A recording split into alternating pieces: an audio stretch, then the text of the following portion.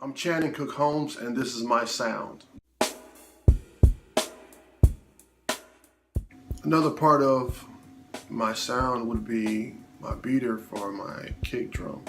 That's also something that I always keep with me, that I travel with. I always take the beater. If I can't take my pedal with me, then I always have the beater no matter what. And that's the low boy lightweight beater. That's what I use. This is pretty awesome. It's super fast, super lightweight, but it's pretty compact in the sound.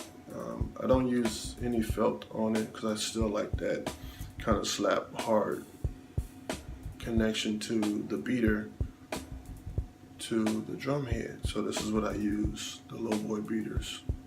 And this is one of my signature sounds and things that I use for my setup. Low boy beater. Check it out.